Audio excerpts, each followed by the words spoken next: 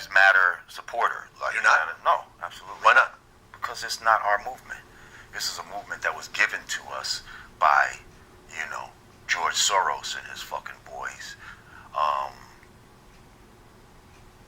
Because they saw how things were going and they didn't want it to go back to the 60s to where we start having our own organic movements. That was a big fucking problem for them. So let's give the people a movement that we can control. We'll provide them the leaders and all of this type of shit. And,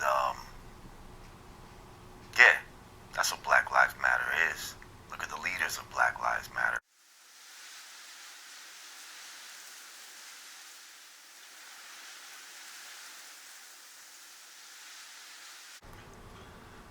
Google George Soros and Black Lives Matter, see what comes up. Let's look it up. Okay. Y'all out there, George Soros is a fucking multi-billionaire down with, some of the 12 richest people in the fucking He raised world. $100 million. Yep. For the Black Lives Matter Coalition. The funding comes in addition to more than $33 million in grants from top Democratic Party donor George Soros. Okay, here we go. Okay, so yeah. So What billionaire would have done that for the Black Panther Party? 33 million. Well, hold on. Huh? Hold on. In high school, I read some books about the Black Panther movement. Mm-hmm.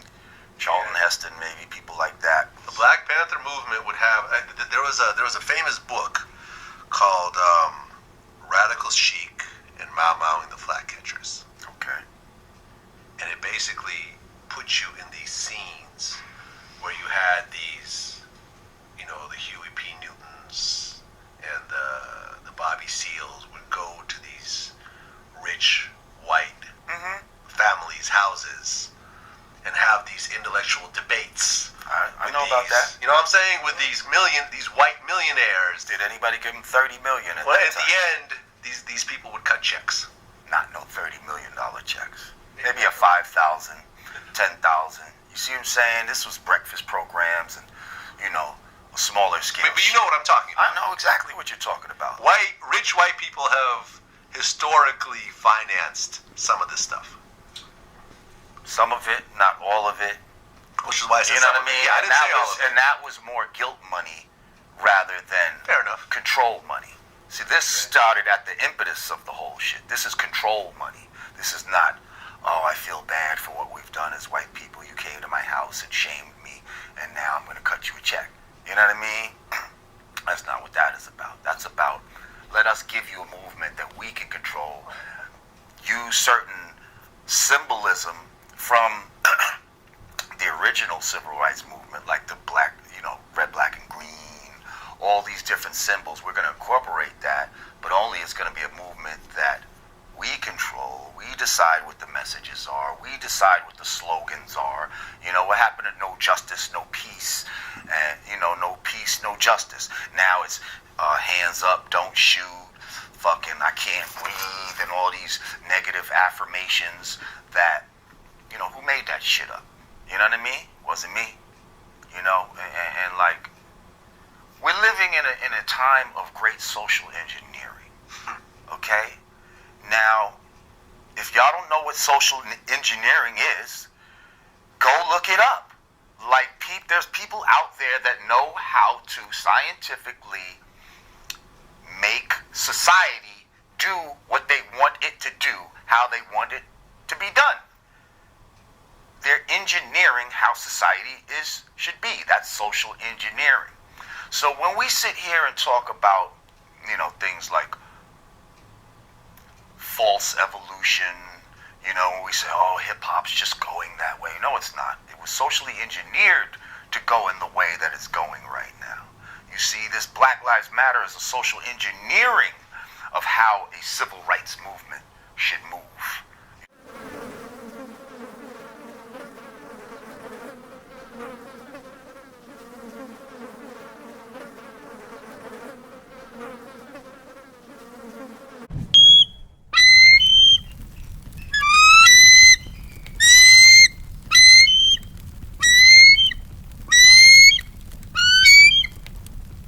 on the streets in certain New York City neighborhoods ask about police quotas for arrests and summonses, and this is what you often hear. There's a quota system. There always has been, and there always will be until someone changes it. Y'all see that? That's what they targeted. Yeah, take a seat right here, guys. The front row is set. These NYPD officers, all currently on the job, say it's true. They've all worked the streets, the subways, and patrolled housing developments. The department says there are no quotas. Well, I can tell you, I'm a police officer. There are quotas in the NYPD. Are they lying? Absolutely.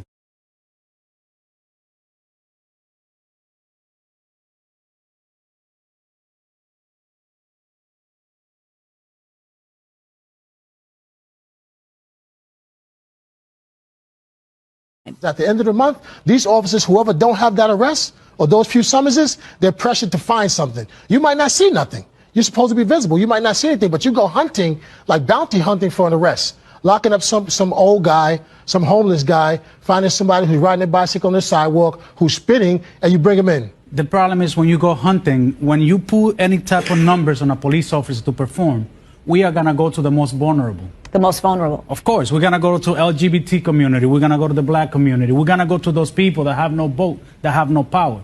If we start doing what we're doing in Midtown Manhattan, a phone call to the mayor's office is going to be made. That's going to be the end of it. We're the predators, they're the prey. The worst thing you can have is a police officer that needs an arrest for the month. So you're all minorities. How does that make you feel? It's horrible. This is something coming from the top that trickles its way down, and this is why we're all here today.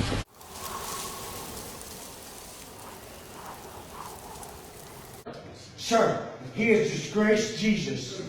He has disgraced Jesus. He has disgraced Jesus. Francis, umpige toka mbele yake. Toka. I am not going to tolerate no more. Jesus is not going to tolerate me. Yeah, feel me. Fuck Uganda. I've come to love Uganda. I've come to help Uganda. But Uganda hates Jesus through this son of a bitch. You understand me?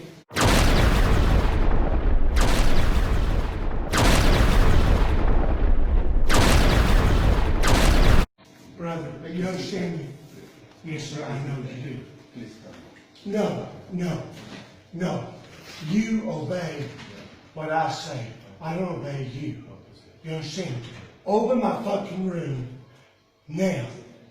You understand? Bitch. Nigger bitch. Look at me. Look at Christ who died for you. Look at me. Look at Christ who died for you.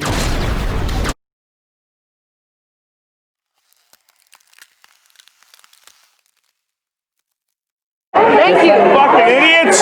Way to handle it. Way to handle it, pal. Hey, everybody gets what they deserve. Put a mask on.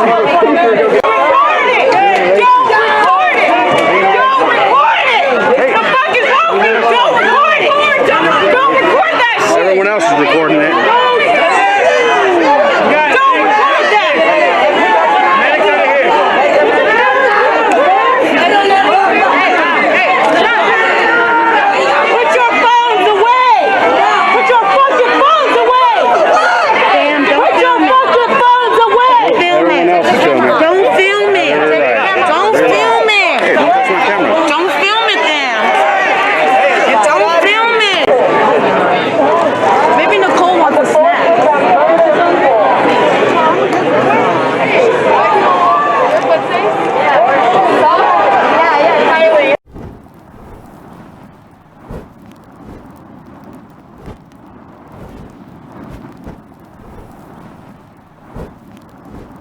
Excuse me, on the left over here, we have individuals who are religious fundamentalists, religious fanatics, and this is the expression, RT-PCR, real-time PCR expression of the VMAT2 gene. Over here, we have individuals. So let me complete. So over here, we have individuals who are not particularly fundamentalist, not particularly religious, and you can see there's a much reduced expression of this particular gene, the VMAT2 gene. Another evidence that supports our hypothesis for the development of this approach. what you see here is by spreading this virus, we're going to eliminate individuals from donning on a bomb vest and going into a market and blowing up the market. So our hypothesis is that these are fanatical people, that they have overexpression of the VMAT2 gene, and that by vaccinating them against this, we'll eliminate this behavior.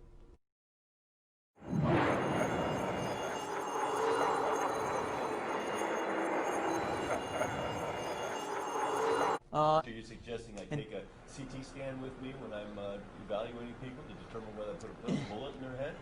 So the data that I'm presenting here supports the concept that we're proposing, and I think that we would not propose to do CT scans or fMRIs on individuals out in the hinterlands of Afghanistan. The virus would immunize against this VMAT2 gene, and that would have the effect that you see here, which is it's essentially to turn a fanatic into a normal person. And we think that will have major effects in the Middle East. How would you suggest that this is going to be dispersed? The aerosol? Well, so the present plan and the tests that we've done so far have used respiratory viruses such as flu or rhinoviruses, and we believe that that's a satisfactory way to get the exposure of the largest part of the population. Most of us, of course, have been exposed to both of those viruses, and we're quite confident that this will be a very successful approach. This is fascinating. What's the name of this proposal? Yeah, so the name of this project is FunVax, which is the vaccine for religious fundamentalism.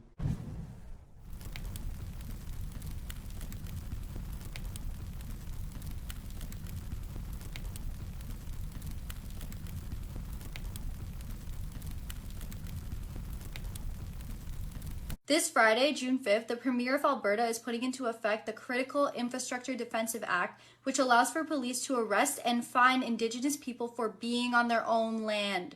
Just take that in. The Wet'suwet'en people have been protesting against a massive pipeline that is damaging to Indigenous land and harmful to the environment. Because of this virus, the Energy Minister stated this. Now is a great time to be building a pipeline because you can't have protests of more than 15 people.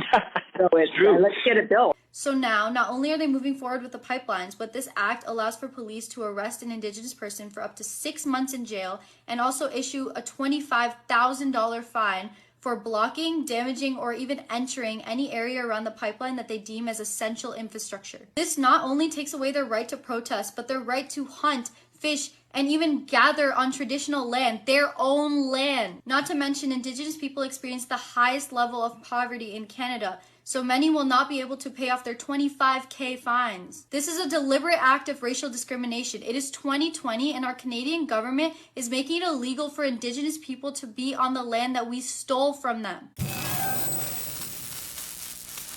What is the solution to all of this? And that's the last The solution is very simple.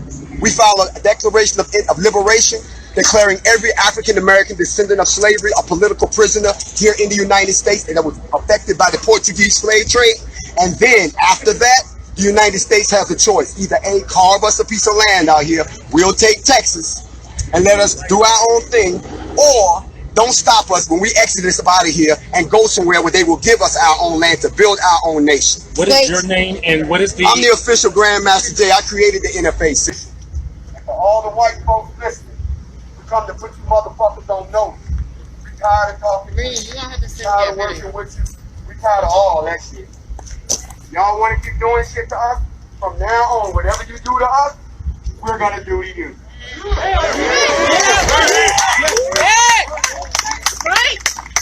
Then maybe y'all want to talk about this shit. We don't threaten. We don't scare because we don't care. We have nothing left to lose. Nothing. Black power, black people, black man, black woman, black child, black nation. Just wow. Like I said before, this is straight up racist. They are no better. They are no different than the KKK. No different. All this Black Power, Black Panther stuff is straight up racist. And you can't tell me no different. It's straight up ignorant. Ignorant. That's what it is. And then they want Texas? You not getting Texas? Are y'all crazy? Texas is part of the United States of America. You are not getting Texas. And I don't want to live in a country with all black people. I want to live in a country with white people, black people, Hispanics, Asians, Indians, everybody. I don't want to be segregated. That's not what black people really want. That's what these racist black people want, but not me, not other black people. Come on now, let's be real. Martin Luther King fought. Martin Luther King marched so we could live amongst other people of different colors. And y'all trying to bring back segregation? Get that mess out of here. You want the white man to give you Texas. No, you know what you need to do? You need to put your money together and buy some land that is for sale.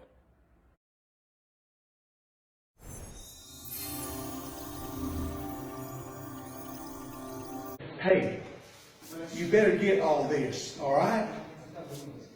In the name of Jesus Christ, Uganda has come under condemnation because they have hated themselves, they have hated their fellow man, they have hated the Lord Jesus Christ. You fucking record that, bitch.